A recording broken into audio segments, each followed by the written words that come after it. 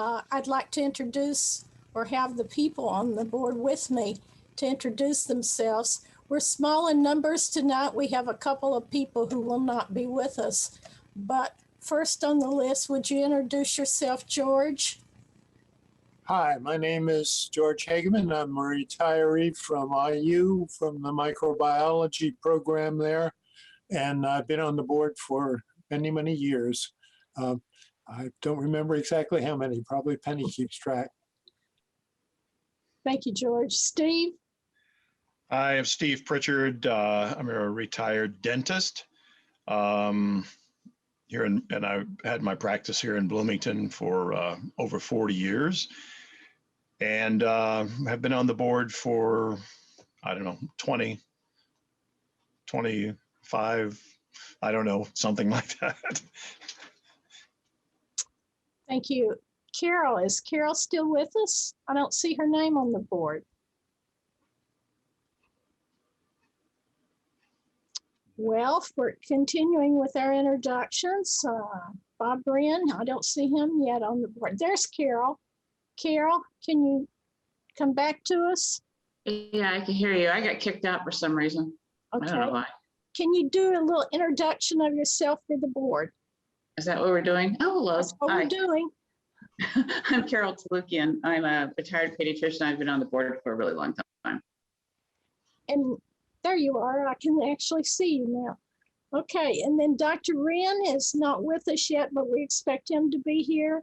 And also to introduce our Chief Administrator of the Monroe County Board of Health or of the Health Department, is Penny Cottle. Penny? Good evening, Penny Cottle, Monroe County Health Department Administrator, and I have been the administrator since 2008. And Dr. Sharp is here. Okay, our Chief Medical Officer, Dr. Sharp. Can we see you or introduce yourself? We're having camera problems, so I can't move the camera. Okay. There's my hand. So anyway, the official title is Commissioner of Health. It's the health officer, and I've been serving in this capacity for many years. And our legal representative, Margie Rice, cannot be with us tonight, but I understand Jeff Cockrell is taking her place. And I saw there he is. Hi, Yeah. Jeff. Would you do a little introduction for us? Jeff Cockrell. I've been a county attorney for over 14 years and never had the pleasure to come to a health board meeting before, but I'm excited to be here. Well, we certainly welcome you. I'll call our meeting to order, and if everyone would look at the agenda, because we do have some people who have to leave early tonight, and we have some people who aren't present, and we need our quorum. I'm going to ask if it would be okay with the board members if we rearrange our schedule, our agenda a little bit. Dr. Wren is now on the meeting. Oh, Dr. Wren, where are you? I see you. I'll stop for a minute and go back to you. Dr. Wren, can you introduce yourself just a minute for the board? Okay, I'm Robert Wren. I'm a retired physician in Bloomington. Been on the board about 5 or 6 years. I was an obstetrician gynecologist. Thank you. I was talking about rearranging a little bit so we can do our voting early before people have to leave. So if you look at your agenda, right after we do approval of the minutes, if we could switch down to our communal living recommendations. And then after that, we'll do our Lake Monroe watershed management plan.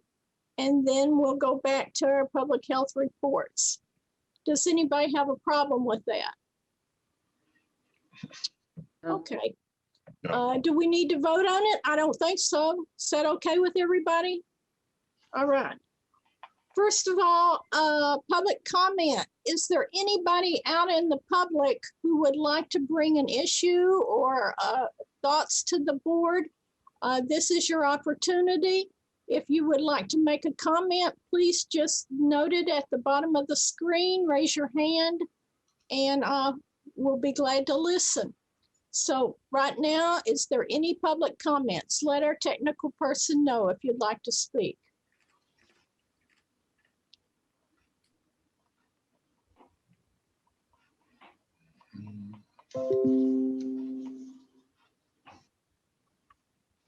Michelle, do you see any hands out there? I think Jonathan is with us tonight from Tech Services. Jonathan, do you see anybody with their hands raised? I do not. Thank you. Okay. Then we're going to go down to approval of the minutes. These are the May 19th minutes. Has everybody had a chance to look at them? Are there any corrections you want to note? Steve, did you start to say something? No, I just said, yes, I've seen them. Okay. Do I hear a motion that we approve them then if there are no corrections? I will make that motion. Okay, I'll we second. have a motion and a second. All in favor, let's go through the roll count. Hegeman, Yes. Mark is not here. Pritchard, Yes. Talukian, Carol, I think she's frozen. I think she's frozen too. She's having trouble. She's in North Carolina. She's catatonic. Wren? Dr. Wren? Yes, I was muted. Yes, sorry. Okay. And I also vote yes. Carol, can you hear us?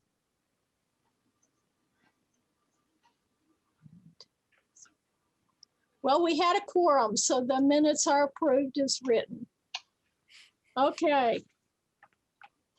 I think our meeting is doomed almost with all these changes.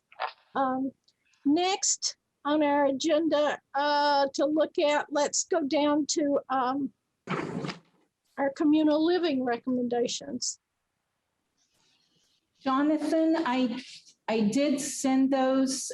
Would you be able to post those recommendations by chance on the screen so that we can go through them?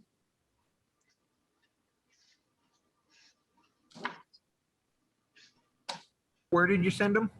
I sent them to the Zoom address earlier with, in the message that we had with Michelle. 1 second. Okay, thanks. I'll go ahead and kind of talk about them while he's finding them. What I did, since we don't have the same situation that we had when we put these regulations in place, since we've removed our community regulations, and we were kind of on a hiatus with the summer with these facilities not being open, so we hadn't moved forward with them. We thought it was best to return to recommendations, and what I did, we took the original recommendations that we had and looked at them in comparison to the regulations that we had most recently, and then kind of added where we are right now. Also tried to look at the fall opening, the fall restart for Indiana University, so that we made sure that we were looking at CDC's current guidance and making sure that we weren't recommending something for students or faculty or staff at Indiana University that was outside what they were expecting when it's a house or facility that may kind of straddle those borders, right, with the university. So we just kind of kept the same introduction. I don't really want to read the whole thing, but we kept the same introduction. Monroe County Health Officer, Dr. Thomas Sharp, and the Board of Health share professional concerns, and went through what we had in the regulations and the recommendations before. The addition is, as of June 15th, 2021, the COVID-19 vaccine is widely available for those eligible and being required by Indiana University. With the anticipated high level of vaccinations among IU students, faculty, and staff, The board has reevaluated the need for regulations and has set forth the following recommendations for fall of 2021. The next set, and all of you should have received these by email as well. Any luck, Jonathan? I'm not at my desk right now, so I can't share my screen and find them, but if I need to go into my office, I can try to do that. Okay. I So got them. Would you like the agenda or the draft first? the draft of the recommendations. Thank you so much.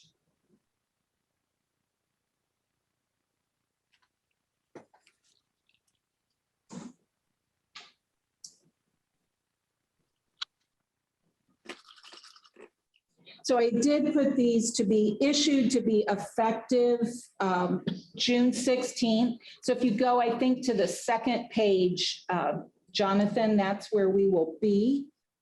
There's that introduction that I read before. Perfect, right there. So these would be effective June 16th at noon, and the following recommendations and guidance to apply to each residential communal living facility in Monroe County. If you look at the occupancy, and I'm just going to kind of go through the changes, that occupancy is recommended to be up to 90% of the maximum number of residents in that facility when designed to and normally does accommodate when nearly 100% of the residents are fully vaccinated. And part of the reason for this, you were looking at exemptions earlier, and it is so that we can, if we know that most everyone there is vaccinated, there should be no reason that they can't have a higher level of capacity. We did change, add a piece. Facilities are strongly encouraged to adopt a cohorting or pod system protocols to reduce the exposure for anyone who may be at higher risk of illness or who has not been fully vaccinated. Isolation and quarantine space will be needed for anyone who may experience a breakthrough infection or who is unvaccinated and exposed or ill. So when we go down to quarantine and isolation policies, we are suggesting that they revise and adopt their isolation and quarantine plans. All the houses should have already had them. So this would just be revising them to meet current standards. And we've added in isolation or quarantine, which was kind of left out of that before. And then we added a few points. Anyone fully vaccinated is not currently required to quarantine when exposed. They only need to monitor for symptoms. If symptoms develop, they need to get tested for COVID-19 and isolate. Unvaccinated individuals must quarantine when exposed as a close contact. CDC guidance should be followed for separation during isolation and quarantine. We know that lots of guidance changes, and we're in this state of, as we learn more, things will continue to change. So we want to recognize that. Anyone who is diagnosed with COVID-19 needs to isolate and follow current recommendations. This is true for both the unvaccinated individuals and those who are fully vaccinated with breakthrough infection. Then we go to guest policies. Each facility should adopt and implement a guest policy. Recommendations include maintaining guest logs with accurate and reliable information for each guest not affiliated with the university, hang on, as a student or staff or when vaccination status is unknown. And this again goes back to the fact that IU is requiring vaccination, but there will be some exemptions. There may be some staff people who don't fall under that. They are not employees of the university. Masks and physical distancing are still recommended for anyone who is not fully vaccinated. Fully vaccinated individuals are not required to mask or distance in their homes or most situations. The board recognizes that guidance does change and suggests frequent monitoring of current guidelines, compliance with all IU policies and regulations. State, county, and city regulations is expected. Employees on site, and this is kind of what I was mentioning just a moment ago. Some people may not be IU employees, but they will reside in a facility. Understanding that these facilities may have employees who are not a part of the IU system, the board recommends that such individuals should be fully vaccinated or should follow mask and distancing recommendations when outside of their living quarters and interacting with residents. And then when we go to gathering sizes, currently we do not have a gathering size limit in the county, but caution is advised with any large crowded events held without masks and distancing when unvaccinated people may be present, and adherence to IU event policies is expected at all times. Then we go to shared living and dining and meal plans. Shared living space may return to pre-pandemic occupancy levels when no one living in the house is in isolation or quarantine. Meals should be delivered to anyone in isolation or quarantine. And then we just added a little bit, before we had providing takeout or to-go meals, and we recommend that that be implemented in the event of a large-scale outbreak. And I will say we don't expect that to happen, but that should be in their plans. In terms of shared bathroom facilities, just noting that they should be cleaned frequently, and separate bathrooms should be included in quarantine and isolation plans, and those plans should be implemented if needed. Did make some changes to shared sleeping rooms. We had a lot in there before, and this just says ideally limited numbers of people should be sharing sleeping space. Individuals in quarantine and isolation need separate sleeping space from those who are not close contacts or infected. And face coverings, I think that's the next one that we have changes to really. So just down to number 10. Face coverings, each facility should have a policy regarding masks that follows IU policies and CDC guidelines. Fully vaccinated individuals are not required to wear masks in most situations. We want to recognize there are times that they may be needed or required. However, those who are not fully vaccinated should adhere to mask and distancing recommendations. And then number 11 is far as record keeping, the process, each facility should maintain records for their guests and be able to prove the records that they're keeping. The process for how a facility will document who is fully vaccinated and who is exempt from quarantine or testing versus those who have received a vaccine exemption. So in other words, those who are fully vaccinated, they're exempt from quarantining. They only need to isolate if they become symptomatic. And people who have an exemption from the vaccination, those individuals will still have to follow testing protocols with IU and quarantine if they are a close contact. So those policies should be very clear to the residents.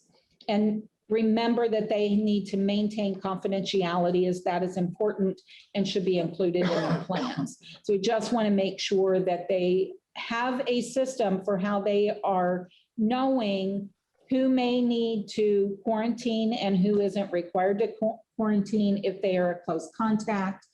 How many people in their house do they need to plan for the possibility of providing isolation or quarantine space? And then the last changes were in number 13. The Monroe County Health Department does not anticipate the need to quarantine entire facilities when members achieve a high rate of COVID-19 vaccination. Residents and staff are expected to comply with IU testing protocols, case investigations, contact tracing, and isolation or quarantine protocols as needed. Isolation and quarantine will be managed on an individual case basis unless there's a need to expand quarantine based on a high level of infection or susceptibility within a facility. And that should be the end of the changes. So if there are questions or changes that you want to make to those, we can certainly do that. Legal did look over these. I will let Jeff speak for himself, but when we talked earlier, he thought he didn't see anything that stood out as a problem. That is correct. I looked them over and they all made sense to me. But that is as an attorney and not as a health board member. So you guys feel free to make any changes you see fit. Do board members have any problems with any of it, or? This is Carol. Yeah, Not Carol. this is Carol. I have some ambivalence about the near 100. The near is such it's a ambivalent word, and I don't like ambivalence in these kinds of documents. I understand why it's there, and maybe there's a better way to state it is that 100% allowing for exemptions or something like that, as opposed to just saying a near 100%, because that could be interpreted so many different ways. Carol, I'm not sure where you're at. Can you go back? Number one, under occupancy. All right. And yeah, and as she was saying, the reason that it's there is because we don't know how many exemptions will be given. So we don't know how many people will, in a particular house, will have an exemption. But I certainly understand and am open to another way. Without us having regulations, don't really have the authority to require an exemption from us. So I am open however you want to change that. I just think you just said, 100%, not including IU exemptions or whatever. I mean, something that along those lines, make it clear that you will accommodate for the exemptions, but you expect everybody else to be vaccinated. Okay. That's because I think the near 100% is vague. I don't like vague.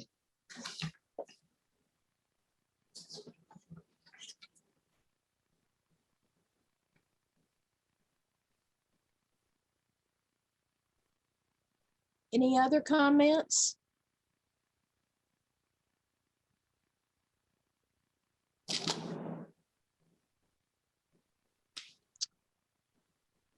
Penny, are you okay with that correction or that change?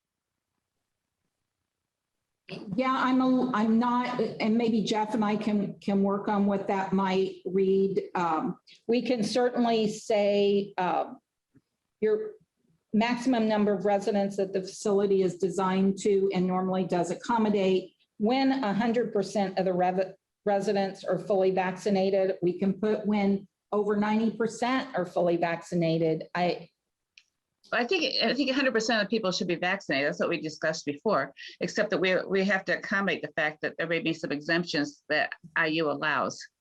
And I don't think we need to go any further than 100%, not counting the exemptions that IU allows. I mean, IU is very clear on what their exemptions are.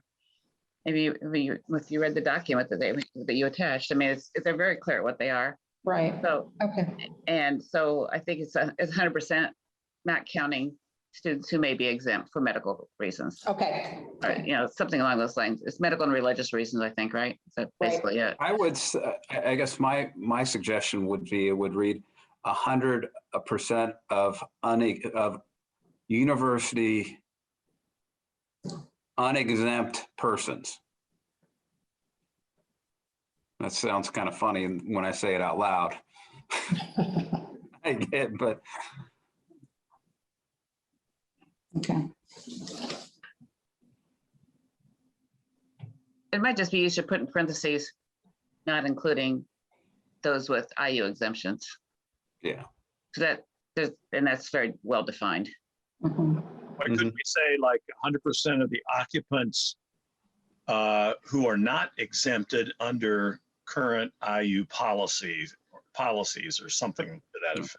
That sounds good. That sounds a little, Yeah. more like it's rather than trying to say unexempted. Yeah. Yeah. Yeah. That sounds good, Steve. Okay.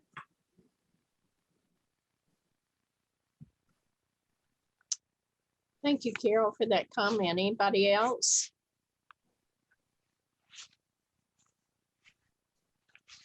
Rest of it looks good to me. It looks good, and I really applaud IU for making it so clear on what they are expecting from the students. And the handout that I saw. And it really goes along with that, though, with the same thoughts. So I thought it looked very good. Anybody want to make a motion? I move that we accept the regulations with that one change. I'll second that. Okay, we have a motion and a second. Let's vote on it.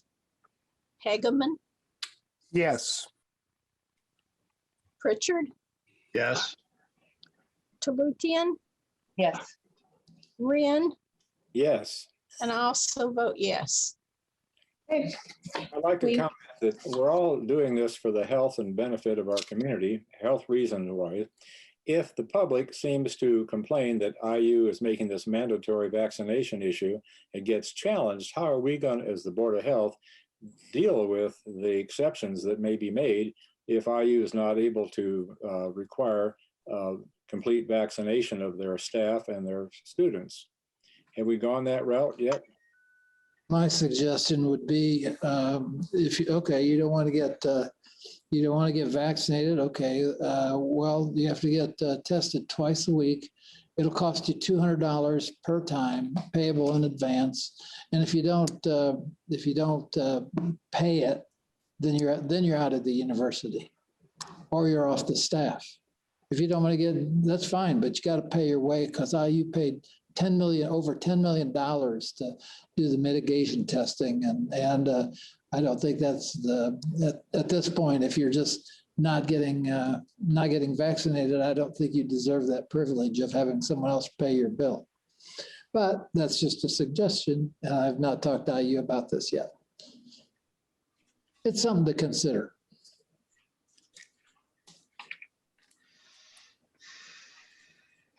Anybody else?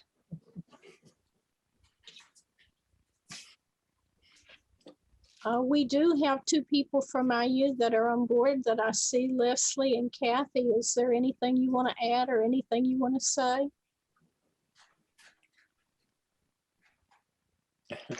I guess I'll just say thank you for reviewing the policy or the regulations and aligning and considering how the fall restart guidance applies to them. And I think for your work in helping keep our community, broader community safe. I think we all appreciate that we're in a much better place as a community moving forward, and the work of the Board of Health does not go unnoticed.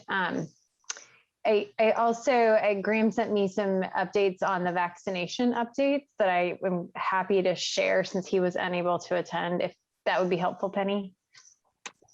Okay, of what we've administered. So he said, if you're interested, since March 29th, IU vaccine site has administered 38,629 total doses.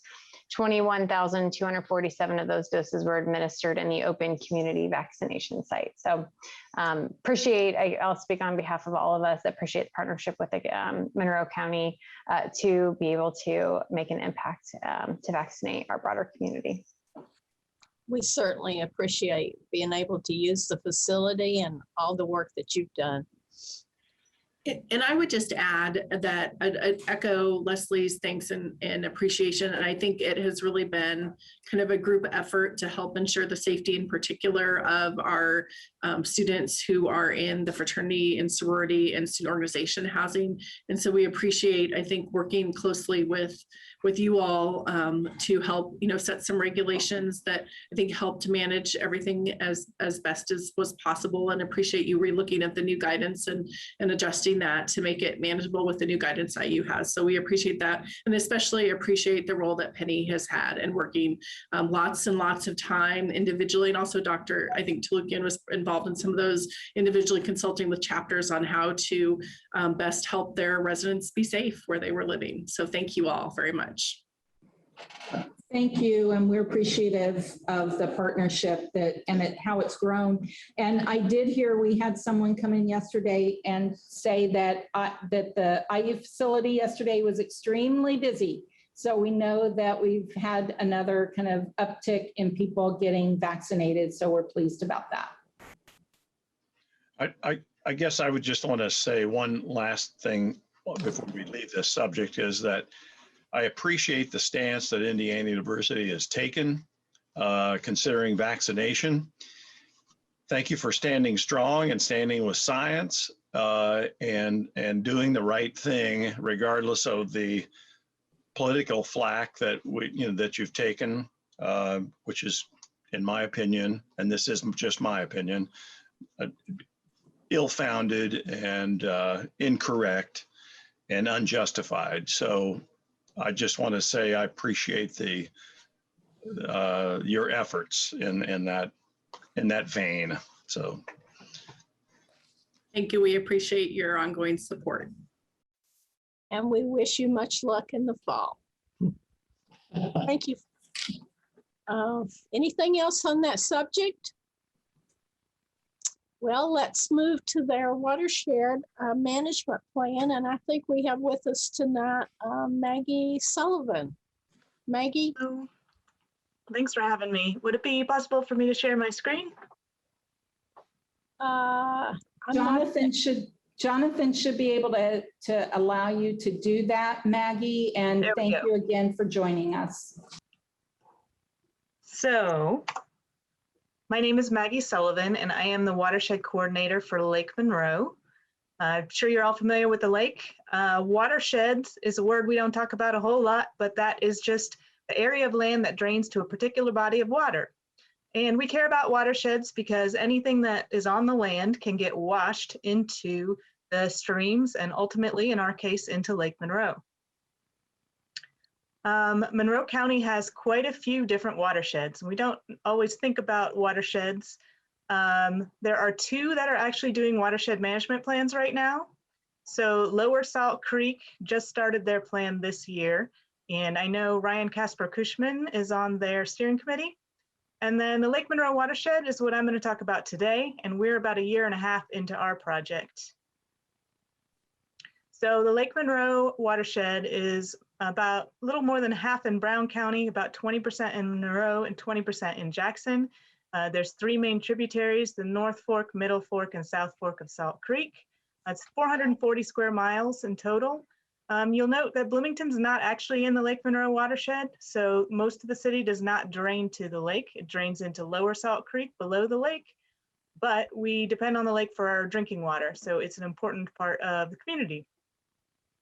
The watershed management plan in a nutshell is identifying water quality problems and proposing solutions. This project is being spearheaded by Friends of Lake Monroe. That's a local nonprofit. We got a 319 grant to do this planning. And we have a steering committee with about 20 members trying to get broad representation of people with an interest in the lake. So recreational users, farmers and foresters in the watershed, different government agencies, researchers, trying to hit all those marks. A big part of our project is doing education and outreach about watersheds. We've done quite a number of press releases, presentations like this one, articles in our newsletter, and I did educational sessions virtual this year with Brown County and a couple schools in Monroe County. We're in the process of getting approval to put up signs that let people know when they're entering the Lake Monroe watershed as another way to increase awareness.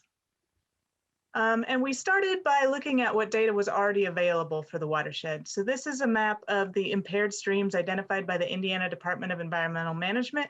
So you see we have 2 creeks where we're concerned about E. coli, one that's got low dissolved oxygen and low biological integrity.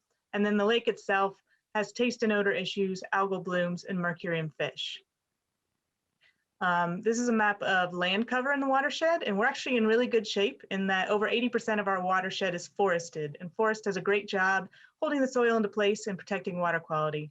We do have some agriculture, which is primarily located along the streams, because if you're familiar with Brown County, that's where the flat land is. There's very little developed land in our watershed. We're also looking at septic systems as a potential source of water contamination, and over 80% of the soils are rated very limited for septic, but we know there's a lot of systems out there. We're estimating about 9,000 in the 3 counties. Last winter, I went out and surveyed about 240 stream crossings to try and get an idea of the condition of the streams. I was looking primarily at erosion, the presence of livestock, and riparian buffer. So presence and absence of livestock, the big question is whether they have access to the stream or not. So red dot means they have access, purple dot means they're fenced out of the stream. And when they have access, they can exacerbate erosion and also add manure directly to streams. So that's one thing we'd like to work on. And then riparian buffer is a fancy way of talking about the vegetation on a stream bank. What we want to see is about 100 feet of thick, heavy trees, shrubs, grasses along the bank of a stream. It stabilizes the stream bank and it provides a filter of anything running off the land. But we know that's not always the case. There are some areas that really don't have any buffer, that water just flows straight into the stream without any filtration, and there's not much vegetation holding the stream bank in place. So again, on this map, dark green is looking really good, and red, there's no buffer. We're also doing a lot of water quality monitoring in partnership with the IU Limnology Lab. And the main contaminants of concern are E. coli, and that seems to be more in streams and not an issue in the lake. Sediment, and then nutrients, phosphorus and nitrogen. So the Limnology Lab has 3 different sampling programs. They sampled the 3 main tributaries going into the lake plus Crooked Creek, and then the water coming out of the lake. And they did that once a month for a year, April through March. And then we've got stream gauges. There's one up in Nashville on the North Fork of Salt Creek, and then one was just added about a year ago on the South Fork of Salt Creek. So that gives us an idea of how much water is flowing through. And with that and our sampling data, we'll be able to calculate the loads of different pollutants, like how many pounds of sediment are moving through. The Limnology Lab also sampled within the lake at 3 different points and at different depths during the stratified season. And then we did 2 what we call our watershed sampling blitz events, where we sent volunteers out to 125 locations to collect water samples. And this is to give sort of a snapshot view. So one day, one moment in time, see if we can make any comparisons of, are there higher concentrations in different areas? And what does that look like? I also wanted to give a shout out to Lynette Murphy, who I know works at the health department part-time. She organized our sampling blitz and did a fabulous job. She's been a pleasure to work with. But this was a great way to get volunteers engaged and get some great data at the same time. So we're about 3/4 through our planning process. So we've been doing a lot of outreach and education and gathering data, but our next step is really focusing on analysis. So we'll be calculating pollutant loads using our sampling data and our flow data. We'll be setting goals. So how much do we need to reduce to get to where we want to be? We'll be identifying critical areas, if there are particular sub-watersheds or properties where we want to focus in. And then we'll be building an action plan by choosing projects that we need to meet our goals. And I'll talk a little bit more about that in a minute. We've identified 12 main problems. The first one is sediment, which is an issue for every reservoir. It will eventually fill in the reservoir, reducing water quantity, and it also can make the water murky. There are many potential sources of sediment. I mentioned stream bank erosion. If you've been out to the lake, you've probably also seen lakeshore erosion. We get sediment when there's heavy livestock use, where there's construction, or where the ground is tilled for crops, and forestry management can cause soil erosion as well. Nutrients are an issue because they can encourage algal blooms. And again, nutrients have multiple sources. Could be human waste, animal waste, it could be carried with sediment, and it could be fertilizer from either agriculture, home, or commercial applications. Third one is E. coli. You're probably familiar with this as an indicator of fecal contamination, can lead to beach closures. Big question, is it coming from Bessie or Bambi or Bobby? This is a question the Brown County Regional Sewer District is also interested in, so we're coordinating on some sampling efforts to try and do source analysis and see if we can pin down the primary source of E. coli. Other items, I mentioned low biological integrity, meaning that there's not a good diversity of aquatic creatures in some streams. Trash and plastics are what we heard a lot from the public, invasive plants. People are curious about the recreational impact of boats on Lake Monroe. And we love having forests, but we also want to take a look at forest management since it's such a large land use. How does coming in to do timber harvest or other forest management impact water quality? And we're also looking a little bit at flooding, which is not a water quality issue, but they're often linked. For example, if you have a log jam, that could be causing flooding and also causing an increase in erosion. And then some just general, more social concerns that are common in watersheds. There's not one single governing body, so whatever we do, we need to collaborate among multiple counties and cities and federal land and state land. We're keeping an eye on potential deregulation coming down from the state and federal level that might take away some protections of our watershed. And then we're aware that there's simply a lack of education and awareness in the general public. A lot of us don't understand how our actions impact water quality. So we're identifying the problems, and then we need to propose solutions. So some of that might come in the form of restoration. So restoring that riparian buffer, planting trees and shrubs, potentially restoring wetland areas. This photo is from Bean Blossom Bottoms up in the Bean Blossom watershed. But that's a great example of a nutrient and sediment sink. It could be restoring sections of stream to put in the natural curves and a nice wide stream bank. Probably the bulk of what we're looking at is what we call best management practices. So on the farm, that's fencing livestock away from streams, that's planting cover crops after a regular crop is harvested. At home, that's managing a septic system, making sure it's pumped regularly. On construction sites, that's erosion control. And on logging sites, that's following best management practices that tend to focus on erosion control and good design of roads and trails. And whatever we do, we know we'll need to do a lot of education and outreach. So that could be general education to the public, only rain down the storm drain, do your part, be septic smart, but it could also be very targeted campaigns to farmers or foresters about specific practices. So as an example, this is from another watershed plan. One of their objectives was to plant 2,500 acres of cover crops. And they can anticipate what that impact will actually look like and how many tons of sediment and pounds of nutrients. And then breaking it down into milestones, figuring out the cost, and identifying potential partners. So that's what we're working on developing. The key is that this will all be voluntary recommendations, and we'll need funding to actually implement pieces of the plan. So we're looking at applying for a second 319 grant. That would fund a 2 to 3 year project. It does require a 40% match from the local community. Monroe County Stormwater Board recently committed to providing just about $50,000 towards that grant application. We're looking at the City of Bloomington to potentially chip in and all of the partner organizations we've been working with.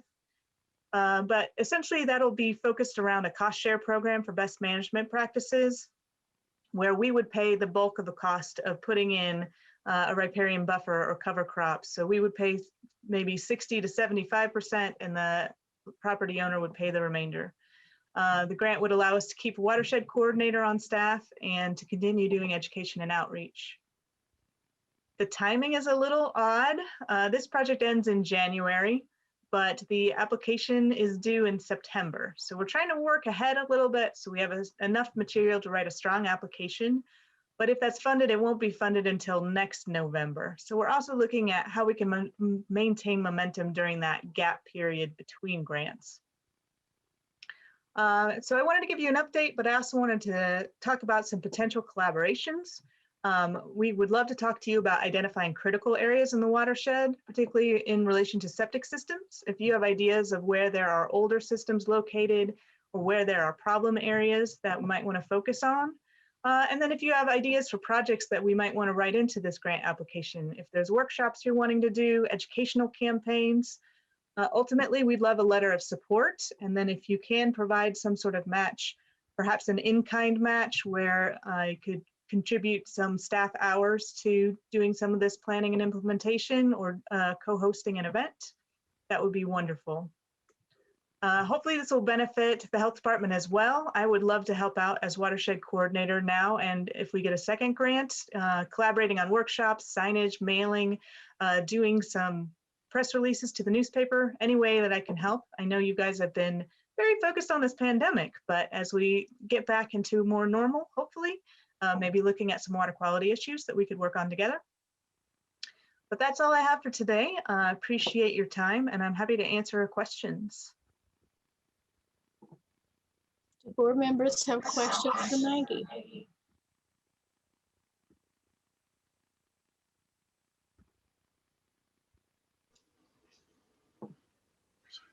All right, I know I threw a lot of information out there, so I'm also happy to follow up over email. It was a great presentation. I thought it was very interesting. I think that, have you Penny, have you thought about how the health department can fit into this at this point? What, do we have anything we should discuss now, or what should we Yeah, do? well, certainly there are some opportunities there, and we can definitely get with Maggie. I know that Ryan has been working on some things, and as she said, Lynette's in our office as well. So I'm sure they'll have some ideas and things like that. I think the easy things for us to partner with and provide are perhaps those educational things, and how can we help share that message? Perhaps some staff support for an activity. We would have to determine what that was and what that looked like, but definitely if we can count staff time to help figure out problem areas or those kinds of things, that's an opportunity. And then we are coming into our budget discussions and budget for 2022. So I guess the board can ponder whether or not there's potential for more than that, or other staff hours. Definitely a good project worth supporting. Given that the lake is the water source for Monroe County and 120,000 people or so, issues relating to the toxic algae, fertilization of the waters that tends to promote that, certainly the E. coli, pumping the recreational vehicles, tanks, things like that. All of these things are right in our wheelhouse. And we've got a very broad, wide catchment for the watershed area for Lake Monroe, and a lot of it is in Monroe County, a surprising amount, despite the fact that most of it's in Brown. So this is something we should certainly think about. Certainly a letter of support. Yeah. And that's a minimum, I agree. absolute minimum. Yeah, I agree, George. I think we should definitely make some sort of statement of support, and because, I mean, there's really not much more important than our water supply. So we already know it's been coveted by Indianapolis. So there are plans to put another pipeline in. So, we want to take care of that. And I applaud your efforts and look forward to the information that you get. Thank you. Absolutely. The development of availability of clean water is the most important public health measure that we have ever done over history. And so I think it's really important with the threats to our water that we maintain the water in a healthy status. So I do have one suggestion. I mean, we can, as a department, and the health officer can write a letter of support, but as a board, you would need to kind of vote on that. And I think that you could simply designate someone to write that on behalf of the board, and then, sign that. So if somebody wanted to make that assignment, and then you could take a vote on that, then you could have a letter from the Board of Health as well as from the health officer or the department. Just a thought. Yeah. George, are you comfortable writing that letter? You're our guru for water, I think. Yeah. I'd be okay. Well, you want to write it and just send it to the rest of us, and we can or do you feel, I'm comfortable with you doing it on your own, frankly, but I'm happy to look at it too if you'd like us to. Do we have anything like deadlines on writing, Maggie, for So letters? our grant application goes in September 1st. So we've got That a gives us a couple little months. time. And if you have anything specifically you would like to have included in that letter of support, that might be nice to pass along as well to George. Sure, and I can provide a template. Yeah, Well, Good. Thank you, Maggie, and very good presentation. thank you. hey, I would like to actually make a motion that the Monroe County Board of Health pass I don't know if we need to make it I'd make a motion that we make a statement of support and draft a letter of support, which George will do, and with the assistance of staff and Penny, in support of the this project, the watershed project. I don't know exactly how you want to put it that way, but I feel like we need to make some sort of formal motion. Was that a motion? That was a motion. I'm making it. Then I'll second it. We have a motion and a second. Let's do a roll call. Okay, Hegeman, I say yes. Pritchard, Yes. Talukian, Yes. Wren, Yes. and I absolutely vote yes. Thank you very much. Appreciate your support. Maggie will be in touch. That sounds great. Good Thank luck. you. Thank you for coming. And I really want to also issue an invitation to you that once you've compiled your results, please come back and let us know what they are. Absolutely. I will do that. Thank you. Thank you. Okay, we're back on the agenda with public health reports. Yeah, can we jump to Amy? She's been on here hanging out, so. We sure can. If we jump to her, and then you can end up with me. All right, public health clinic, Amy. Good evening. Hi. It's a really short report. We continue to do lots of outreaches. We've done around 48 outreaches so far. This week we have Medmark and Henderson Court scheduled, as well as a celebration at Switchyard Park. And each week we continue to do our homebound population. So we're utilizing our city and county fire to help us with that. So we call those on the homebound list at the beginning of the week, and we set those up for toward the end of the week. And we've done around 130 homebound residents for vaccinations that way. I'm excited that we are adding a little bit to our staff. So our the medical arts clinic at IU Health, we've had 2 nurses that have worked there from the beginning of that clinic. And now that is shut down, we're able to kind of hold on to some of those staff. So Beth Carpenter will actually be moving over to work as our team lead for public health and be full-time. So all of our nurses are part-time. We're always piecing that together. So it'll be really exciting for me to have someone there that's full-time.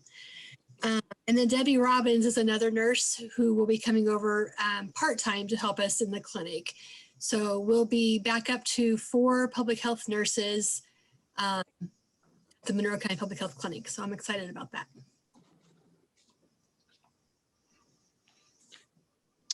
Okay, and anything else, Amy?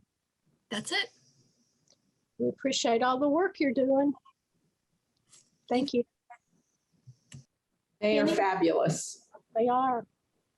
And I was at one of those outreaches when they were there, and they were there waiting on clients.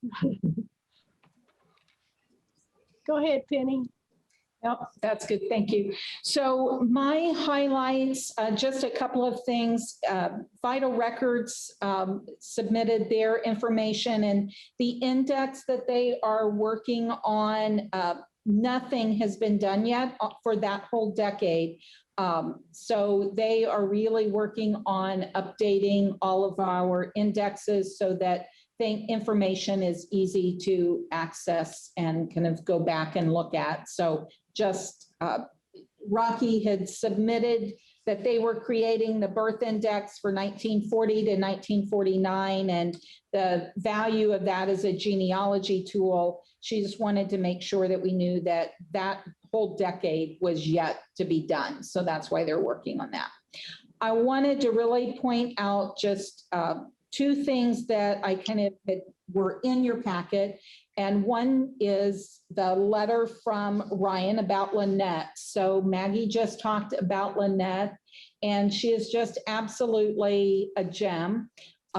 So as Ryan had mentioned to you, and just for those who may be on here from the public standpoint, we had a long old database with septic information on it that crashed over the winter.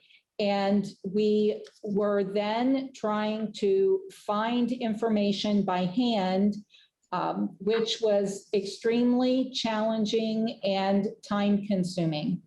And our technical services department, they were able to retrieve some of the kind of back end data and get some of that. but it was still pretty clunky and difficult. And Lynette really, as Ryan describes, just kind of went to work and did her magic. And so she has put that in a very usable catalog for us, and just amazing work.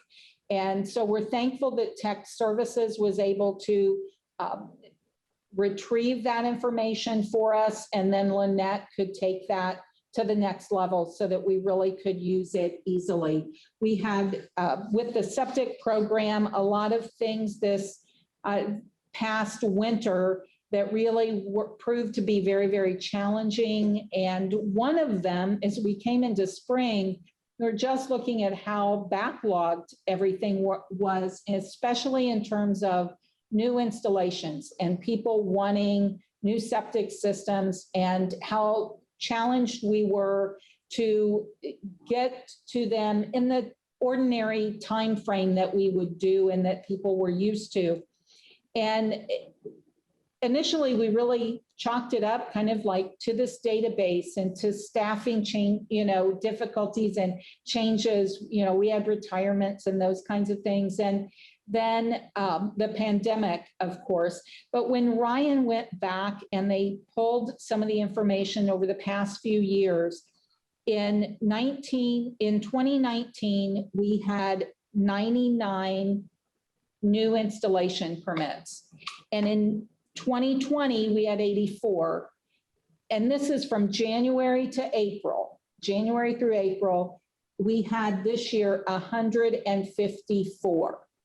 So there is a clear reason that we were behind, and it had, it still had things to do with all that stuff that we were dealing with, like the pandemic and staff trainings and changes, but it had more to do with the demand being so much higher. And so I just wanted to share that with you. So if you heard anybody complaining, that you really knew that there was more to it than even just the pandemic and staff time, but it truly was a matter of demand on staff for that. I wasn't surprised about that, Penny, because of the housing boom. If you looked in the paper, now it's taking a whole page and half a section with new housing permits and so forth. So septic, asking about septics, that would go up. Well, yeah, and people tend to think, well, most everything is on a sewer system now, but we have lots of land that is not, does not have sewer available. So, and some of them are challenged because people are purchasing very small lots and they don't really have the space that they need to. And so I would take that opportunity to say everybody needs to do their due diligence when they are buying land that they want to build on, to make sure that they have adequate space for the house and the septic that they want and need. So the Community Diversity Advisory Group is continuing to meet. That's the group that really has helped us with a lot of our clinics and making sure that we're doing outreach and thinking proactively in how we reach different communities within our county. They are going to continue to meet and develop 5 goals to work toward in the next 12 months, and then evaluate after that if they have additional work that they need to do.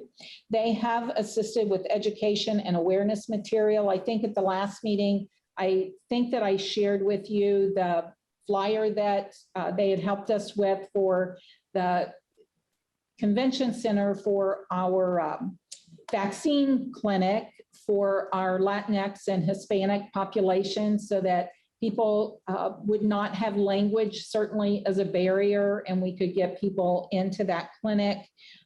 They volunteered for that clinic. They have just been invaluable. And so we're very grateful for them for the help they've given us during this pandemic, but also their ongoing interest in helping us reach diverse populations. The convention center site did close. Our last clinic was that second dose for our Latinx and Hispanic focused population. And I want to give a huge thank you to the convention center. They donated that space. We were there for 6 months. They have been fabulous partners, as well as all of the many volunteers that we've had. We now have over 800 volunteers in our Medical Reserve Corps. So just amazing. Now, certainly some of those individuals, some of that 800 may have volunteered once or twice, but we have a large group of people who have been volunteering since, December, January when we opened, and December when the hospital opened. So, and many of them have moved over to Assembly Hall. So we're very, very grateful for them. We are planning to do something for them. I have to figure that out and figure out how we fund that, but hoping to do something for them as a thank you this summer. And the Optum site, the State Department of Health has funded the Optum testing sites throughout Indiana. That they opened last June. And they have decided, with the change in everything that's going on with the pandemic, the focus on vaccines, more people being vaccinated, there's less demand for testing. In many cases, less need for testing because people are vaccinated, fewer people are getting sick. So they have decided to close the Optum sites by the end of this month. The site here in Bloomington will be closing. Friday will be their last day.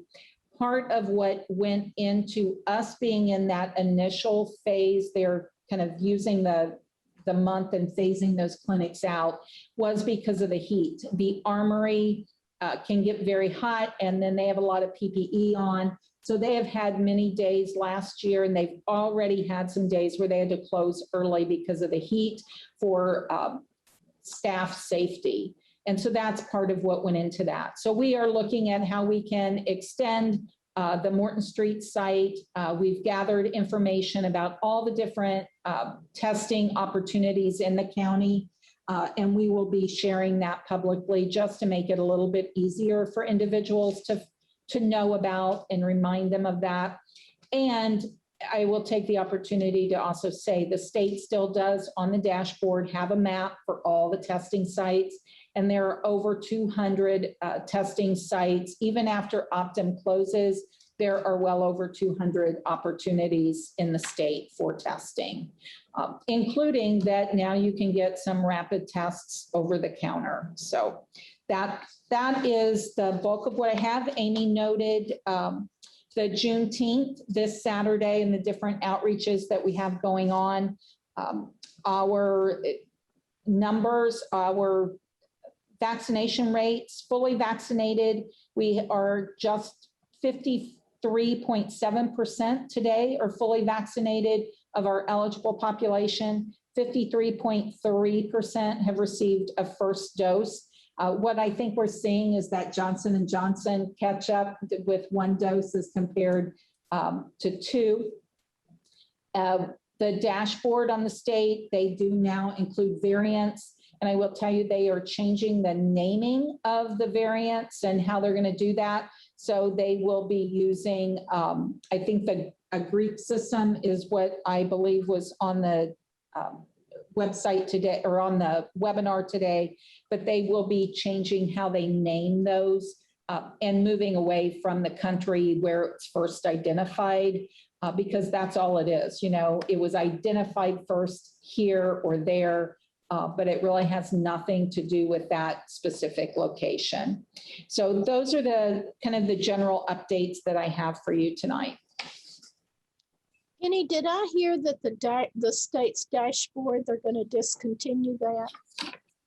I'm sure they will at some point, but not immediately. They do not update it now on Sundays. I think they're not, my understanding was they were not going to update it over the weekends, but I think they're starting with Sunday. They are not doing it on Sundays.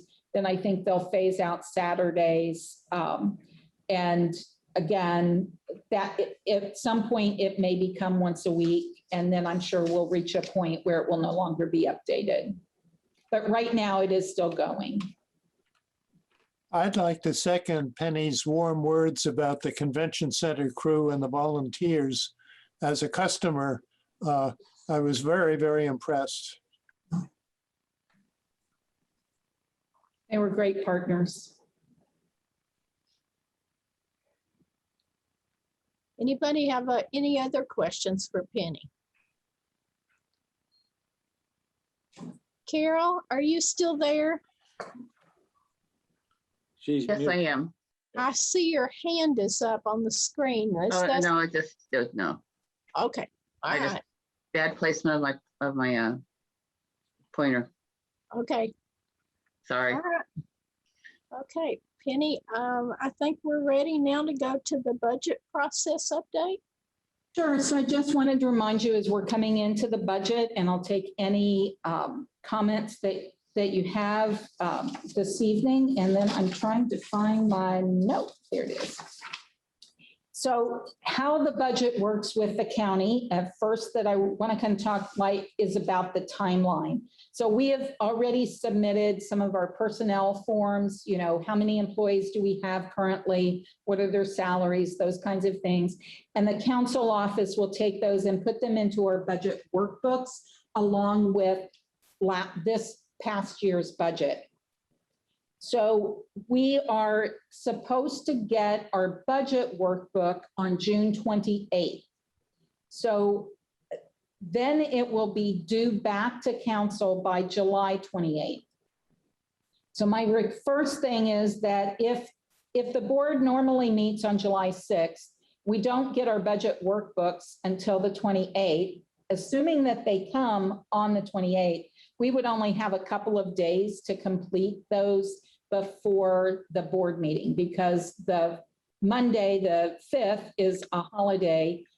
So we would have limited time to work on that. So I would like to propose that your July meeting be July 20th, if that is possible. It would still be a Tuesday, but that would give us more time to take that workbook and put the budget in there, communicate with you if we have questions or concerns.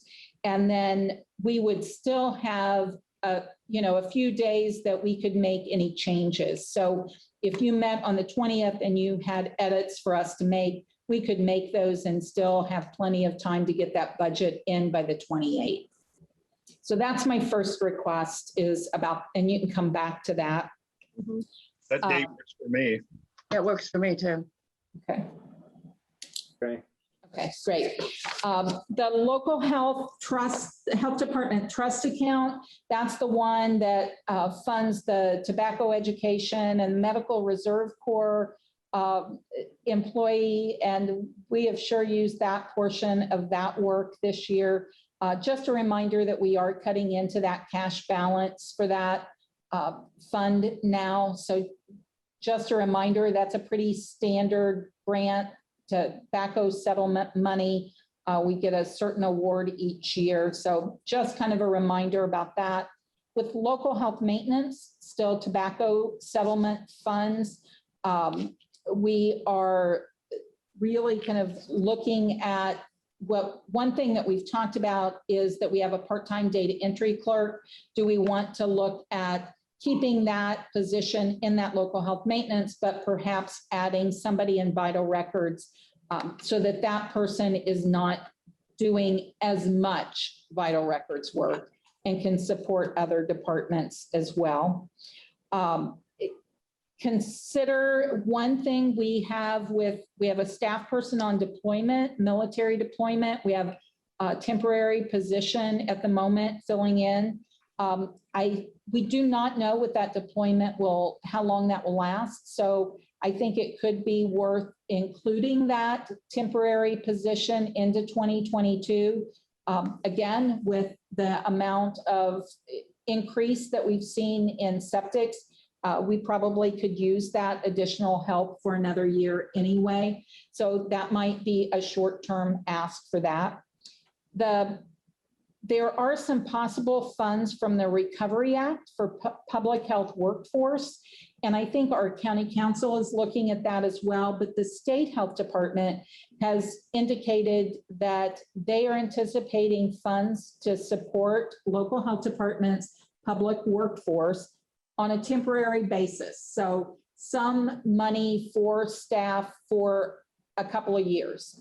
I do believe those staff would still have to have some focus on COVID-19, but I have no real details about that yet, except what I have just told you.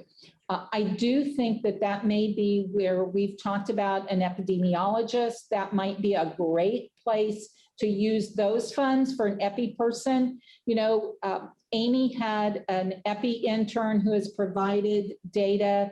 And then with our diversity group, we have worked with IU and have an intern who is doing some data for us as well. So I think that might be a great place to start, and it would perhaps provide a foundation to show the need for that position maybe going forward.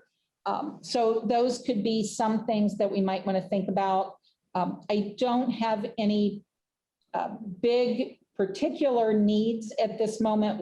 Staff are submitting their needs and requests, and we'll be going through that in the next week or so. But whatever your priorities are, if you have certain things that you want us to think about and include, I can certainly do that. Long-term things to think about as we think about additional staff or the public health clinic. At some point, years from now, we may come to a time when the hospital no longer wants that partnership. So what would we do then? And I'm talking long range, just things that we need to keep in the back of our head. Should environmental health staff be closer to building and planning than we are? Should we be in the same building so people don't have to go between buildings? We do have OpenGov now, which is an electronic system that should improve our communication as a county from department to department. We are still trying to work the kinks out of that and work through that. The foods division right now, we're trying to get information on all of our facilities entered in that so that we'll be able to populate their invoices come next year when it's time for that. Medical billing person that might increase revenue and provide other opportunities down the road. This will be a year that we have to look at whether or not we want to request that the syringe service program continue. You know, we have to take that to the commissioners every 2 years and then submit that to the state. So there are lots of things like that, sort of our routine things that are in our budget. So be thinking about that. I would welcome input from each one of you on an individual basis on what your concerns are so that we can have those discussions with Dr. Sharp and look at that budget. I have a question about the presentation about the watershed. Is there some way that you can think of that in terms of extra employees we might need to be? I mean, that's an important issue, I think, in being supportive of that. Or would that be in the epidemiologist position, or would that be, where do you see that falling into how we can support it? Now, right now, for instance, Ryan from the septic division staff is assisting, and again, not necessarily with Maggie's project there, but with another one that's going on in terms of how many septics do we have and what they're seeing. So they've been sitting on that steering committee and providing some, I guess, health department information and being helpful where they can. So we can certainly do some of that. If we keep that temporary position in 2022, I think that, this year we've really focused that person's efforts on COVID. And as we go into 2022, hopefully there is less to focus on COVID-19 and more to help in whatever way may be helpful. So it might be that they could do some of the research that's needed. And certainly an epi person could also help with data and numbers around that as well. And health education in general in the office. Yeah. So do you foresee having to add a part-time position or make someone part-time that's full-time to part-time? And how, in terms of the budget, how do you see how that we need to reflect that in the budget? For the watershed specifically? Yeah, you can get back to that if you want, but that'd be my concern, is making sure we have enough personnel to be supportive, and because that takes away from their regular jobs. And Yeah, I guess that's why I'm saying the temporary position, if we kept that, it may not be long-term, but for, they're looking at this at least for the next couple years, but to be able to keep somebody in 2022, that their current duties would change, right? There would be less COVID-19, and they could then put those efforts toward this watershed project or whatever other needs might be there. So I think that would be a good use of their time. I think too that your problems with septic, as far as the going up and so forth, that almost shows you that you're going to need some assistance in environmental. Well, and keep in mind, so we go back to council approval, we have the 2 new management positions, right? So one is the environmental health services manager. Having that position will do a lot of things. One, it may be able to provide some upper level support for the project, but also with that person being in the office, that puts your field staff in the field and not making them be in the office as much. If we added somebody full-time in vital records, for example, then that part-time person that we have in local health maintenance could be more of a clerical support to a variety of people, not just kind of vital records data entry. So they could help with some clerical support in other ways. And then the other position is more in that education side. We kind of settled on population health and outreach manager. So kind of a division of population health and outreach. So that's where a harm reduction program is. It's where a tobacco program is, kind of covering all those kind of services that we provide. And again, and they would still be looking at that. What are the accreditation things? What are the higher level things that we need to work on to ensure that we're operating at a high level to meet accreditation, even if we have not applied for accreditation, right? So that we're meeting those best practices. And then that also then takes your current educational staff and allows them to diversify their work as well. So I think those things will help. Once we fill those 2 positions, then for the most part, we have filled every workspace that we have. So the one thing about adding any additional staff that we add is also going to mean a question about where we put them or how we use them. So the EPI position, I think we've already shown that can be done remotely. Much of that work doesn't necessarily have to be done in the office, but most people need a workspace or they need equipment. And so those are things that we'll have to go to the commissioners for if we want to do that. If the septic people went over to planning and building and stuff, would that help?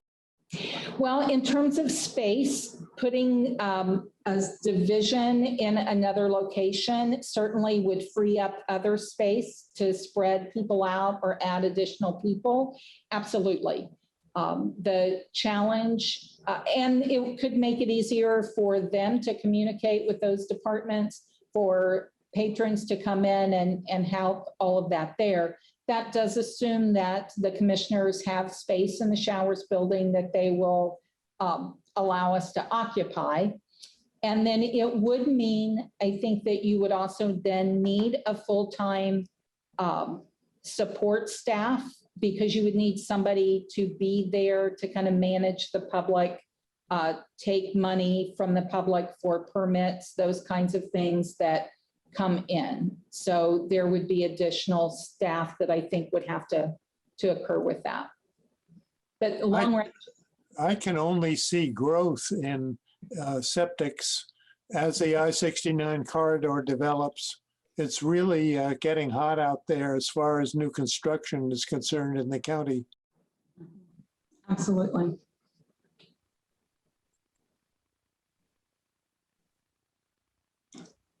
So there is a process. Obviously, we went through that for new positions with new titles. If you simply want to add positions, in other words, you want to add an additional environmental health specialist, then we have a job description for that. It's just a matter of saying that we need additional staff. But some of those, we can ask for those things now, and then if there are challenges that come before us, we can always work through those going down the road.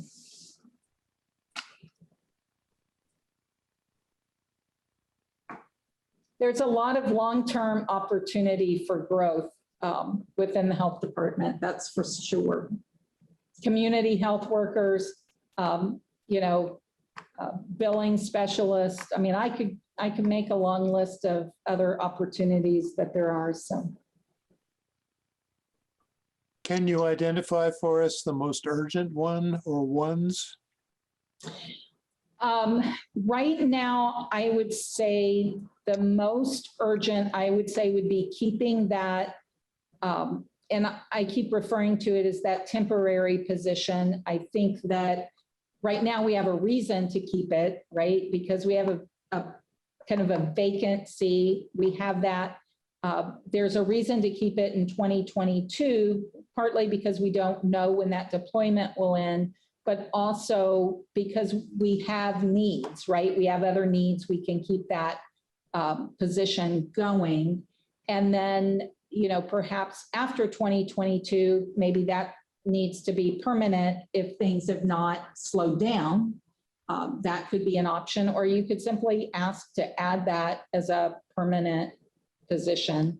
We talked about adding a fourth person to vital records, and then the other option is to add a position that also learns vital records. So, maybe it's kind of someone in the department who does environmental health, but is also kind of a backup in vital records if somebody's off. So there are ways that we could look at that. But I would say vital records has indicated a need for additional full-time person. That part-time person then could assist others, other divisions, and then keeping that temporary position longer would be my two priorities. With, of course, the addition of these two managers that are coming on board. And I think we can squeeze everybody in on that. But again, if we get recovery funds, then I think that's where we bring in the specific epidemiologist, somebody to really just deal with the data, to be more data quality focused. That would be a good use of those funds, I think. Thank you, Penny. Anything else, Penny? No. I've rambled enough. I appreciate all the work you've done. Anything under new business from any of the board members? Board member comments? Then I think we need to set our next meeting date, and it's been suggested July 20th. Does that work with everybody at this time? Works for me. Yes. Yes. 4:30. 4:30 or 5, either one. I like 4:30. Well, I know some people have a meeting after this one, and I was wondering, is our problem that we are doing 4:30? Should we be doing earlier or later? I don't know. 4:30 is okay with me. Our meetings are at 7, I think. Steve has the same meeting, so. Yeah. I think 4:30 sounds good. Okay, 4:30 is good. 4:30 on July 20th. Very good. Well, stay safe, and Carol, you have fun in the Carolinas. Oh, thank you. I'm sure we have baby's going to be here on Thursday. Exciting. Congratulations. Yes, so very exciting. You're going to be a grandma again. Is that your Again. first time? What? How many grandchildren do you have? I have 2 granddaughters. This is a boy. So Oh, they're fun. we're excited. They're all fun. Yeah. Well, Alrighty. I'll see everybody next time and stay Okay. safe. Thanks a lot. Bye. Bye, everybody. Thank you. Bye-bye.